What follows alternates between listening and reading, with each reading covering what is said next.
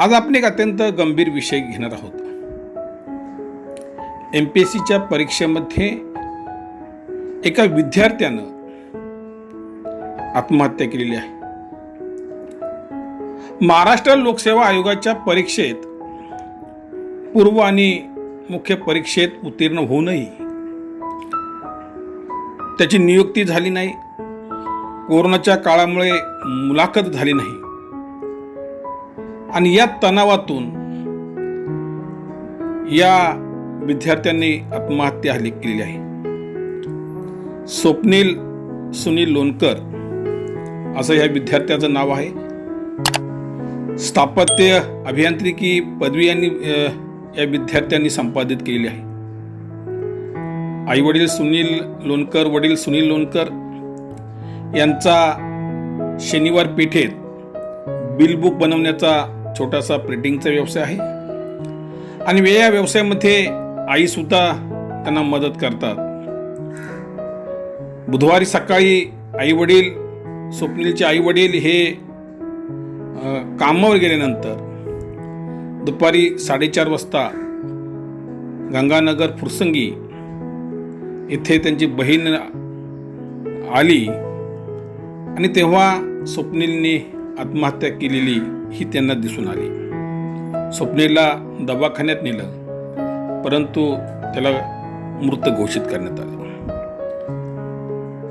स्वप्नील सुनील लोणकर त्याने एक suicide notes लिहिलेली आहे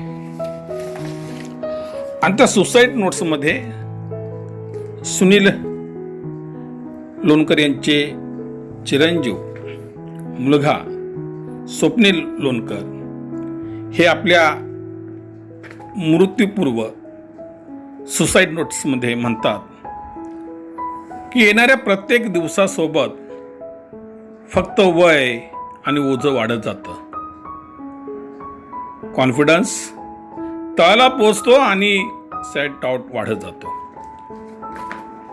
2 वर्ष झाले पास आउट होऊन आणि 24 वय संपत आले. घरची एकंदर परिस्थिती, परीक्षा निघणार या आशेवर घेतलेलं कर्ज, खाजगी नोकरी करून कधी फिटू न शकणारा कर्जाचा डोंगर, घरच्याच्या वेतर सर्वांच्या वाढत्या अपेक्षा आणि माझी मी प्रत्येक वेळी प्रत्येक ठिकाणी कमी पडतोय ही भावना. कोरोना नसता तर सर्व परीक्षा सुरळीत झाल्या असत्या तर आज आयुष्य खूप वेगळं आणि चांगलं असतं. हवं ते, हरवलं ते प्रत्येक साध्य झालं असतं. मी घाबरलो, खचलो असं मुळीच नाही. फक्त मी कमी पडलो, माझ्याकडे वेळ नव्हता. नकारमातेची ही वादळ किती एक दिवस मनात होती, पण काहीतरी चांगलं होईल या आशेवर तग धरला होता. इथून पुढे आयुष्य कंटिन्यू होऊ शकेल असं काहीच उरलं नाही यास कोणतीही व्यक्ती कारणीभूत नसून हा माझा सर्वस्वी निर्णय आहे. मला माफ करा. 100 जीव वाचवायचे होते. मला डोनेशनकडून फक्त 72 राहिलेत. स्वप्नील हा अत्यंत अवलिया होता आणि तो स्वप्नीलने जे त्यांनी जे आपल्या याच्यामध्ये सांगितलेलं आहे की मला 72 जीव राहिलेले आहेत, त्यांनी 28 वेळा, म्हणजे 100 त्याला जीव वाचवायचे होते तर त्यांनी 28 वेळा प्लेटलेट दान केलं होतं आणि ते त्यांनी आपल्या याच्यामध्ये सांगितलेलं आहे की मला 72 जीव वाचवायचं राहिलं, त्यांनी 28 वेळा हे लेट हे दान केलेलं आहे. आणि असा हा स्वप्नील सामाजिक भान असलेला, आपल्याला माहित असेल की त्याने 10वी परीक्षेत 91% गुण मिळवलं होतं आणि प्लेटलेटच्या कर्करोग, डेंगी अथवा विषाणूजन्य तापाच्या रक्तातील प्लेटलेट अचानक कमी होतात त्यासाठी सुरू असलेल्या जनजागृती स्वप्नील हा हिराऱ्यांनी सहभागी झाला होता.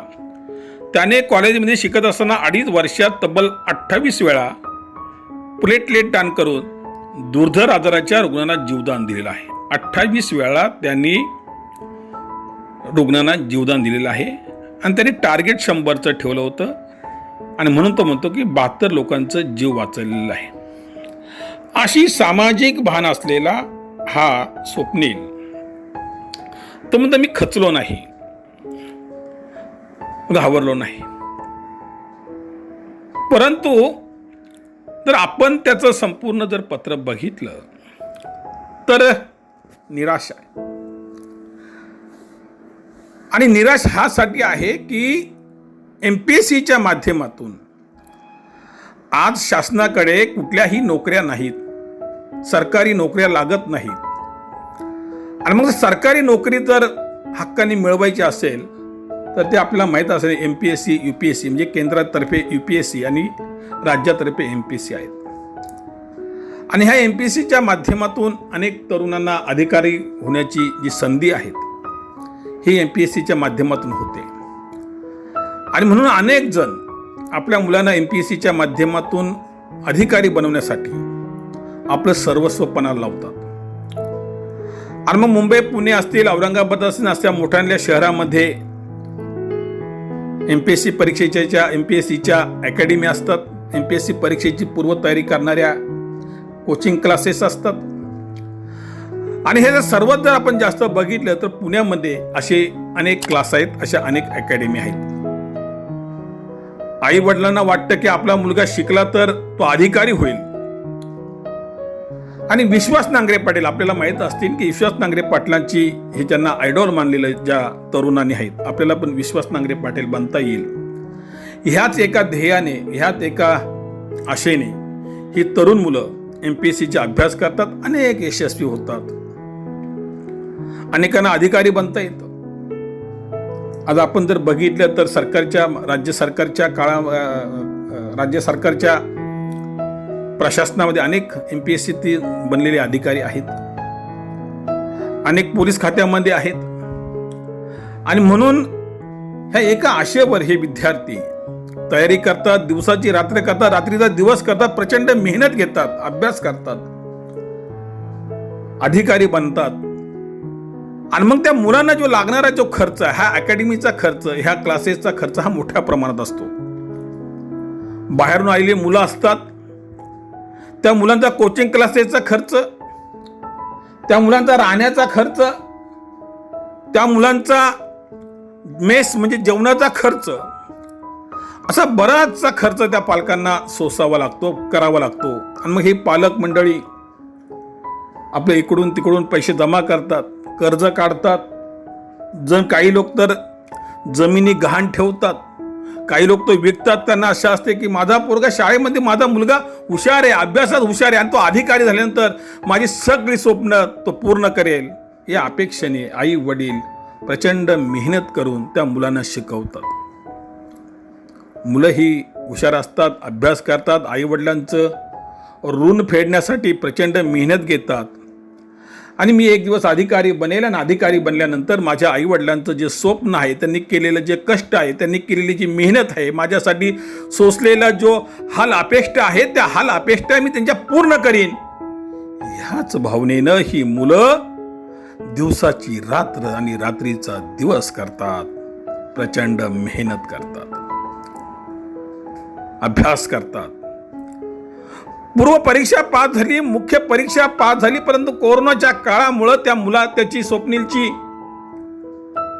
मुलाखत घेतल्या गेली नाही, मुलाखतीला वेळ भेटला नाही आणि त्यामुळं त्याची नियुक्ती झाली नाही. समोर कर्जाचा डोंगर आहे आणि दुसऱ्याकडे तो जो कामाला करतोय त्या कामाच्या माध्यमातून हा कर्जाचा डोंगर आपल्याला कमी करता येणार नाही हे स्वप्नीला माहीत आहे. आणि म्हणून त्याने त्याच्यातून, त्या नैराश्यातून त्याने आत्महत्या केली. तो म्हणतो मी घाबरलो नाही, खचलो नाही. तो दोष कोणाला देत नाही, आत्महत्यामध्ये सांगतो की याला सर्वस्वी जबाबदार मीच आहे. स्वप्नील सारखी अनेक मुलं ही स्वप्न मनाशी बाळगून आहेत. MPSCची परीक्षेमध्ये उत्तीर्ण झाल्यानंतर मी मोठा अधिकारी होईल, मोठा साहेब होईल, याच भावनेतून ही मुलं मेहनत करतात. आणि म्हणून आई वडील सुद्धा ह्या मुलांसाठी सर्वस्व पणाला लावतात. आणि यानंतर जर एखाद्या अशा मुलाने जर आत्महत्या केली असेल तर त्या मुलाच्या आई वडिलांनी काय किती दुःख सहन करायचं. ते कुटुंब त्यांनी जर सांगितलं, त्याच्या आईने जर सांगितलं की याला सर्वस्व नाकारतं सरकार जबाबदार आहे, आणि त्या पुढे अशा म्हणतात की एखाद्या मंत्र्याच्या मुलाने आत्महत्या केल्यानंतर मुलाच्या आत्महत्येचं दुःख काय आहे त्या मंत्र्याला कळल्याशिवाय आमचं दुःख समजणार नाही, अशा अत्यंत विद्विग्न भावनेतून, अत्यंत दुःखाच्या भावनेतून त्यांची आई बोलतात, वडील बोलतात. खरंच आजही हजारो मुली MPSC परीक्षेच्या तयारी करतात.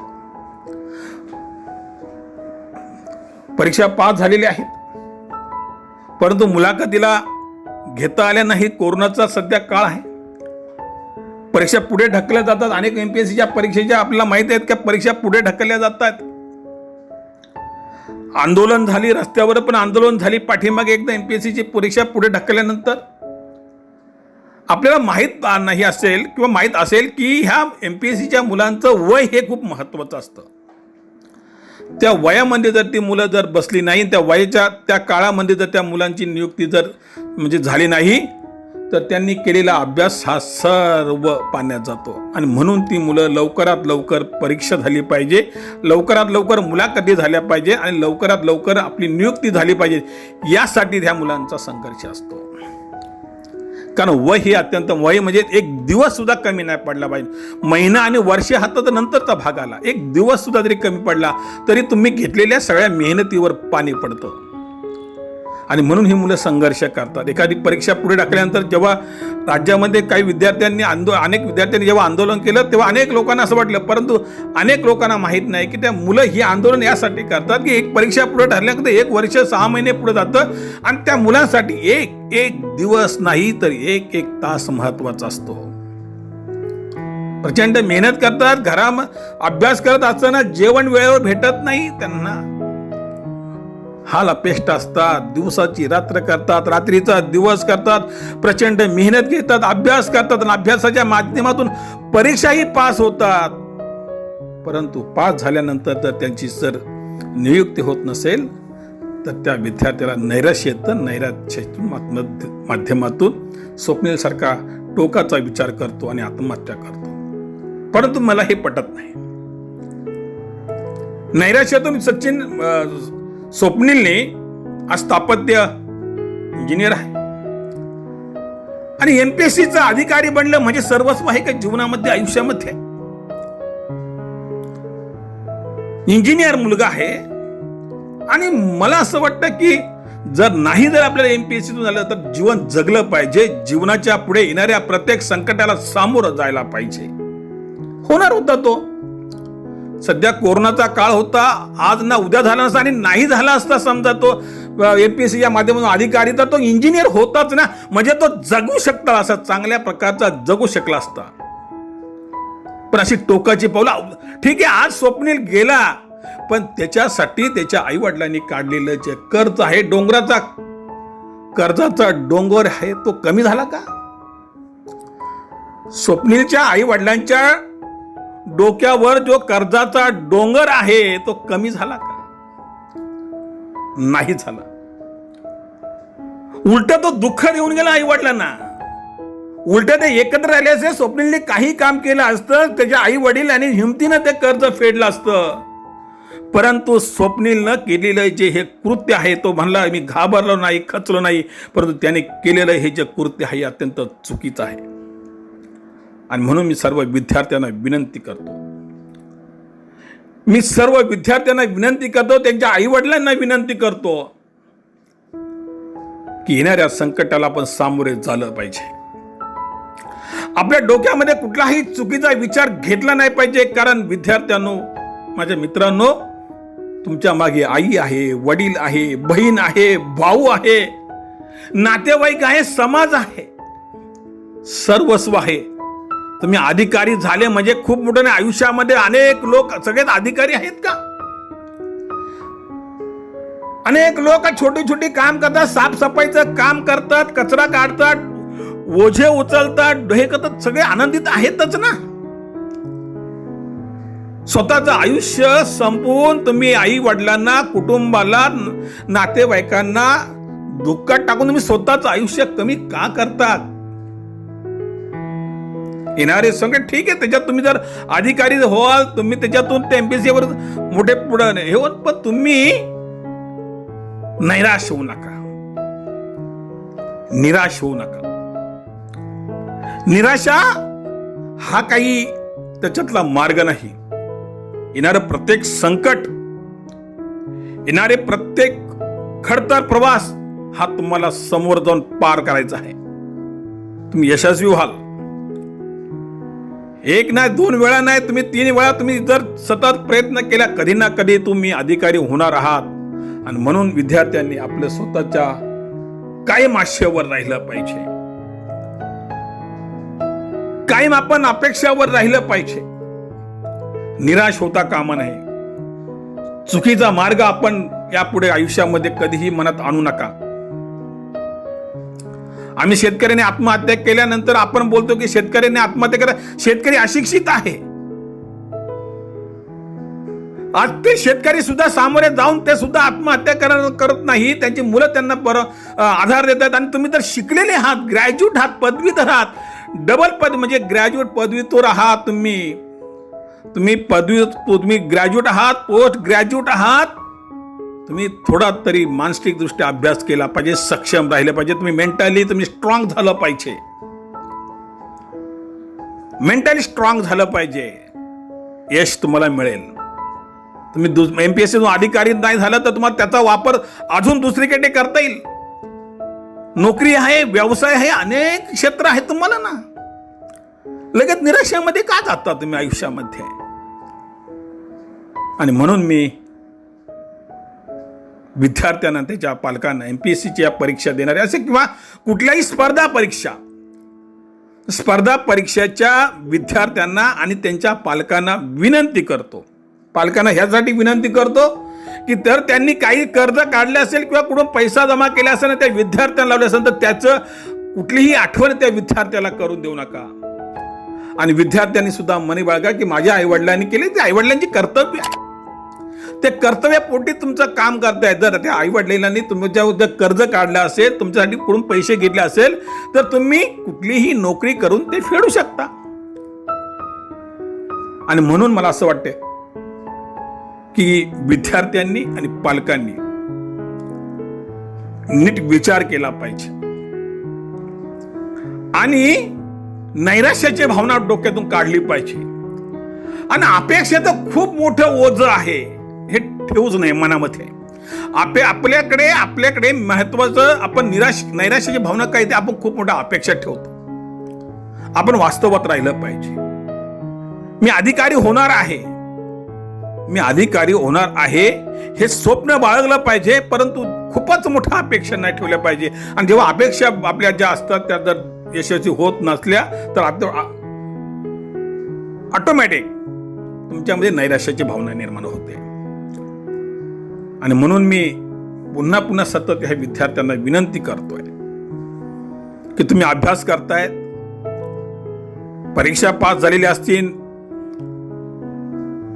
पूर्व परीक्षा, मुख्य परीक्षा पास झालेले विद्यार्थी असाल, थोडा कोरोनाचा काळ आहे आणि या कोरोनाच्या काळामध्ये तुम्हाला तुमची जी मुलाखती होतील, तुमच्या नियुक्त्या होतील, तुम्ही अधिकारी व्हाल.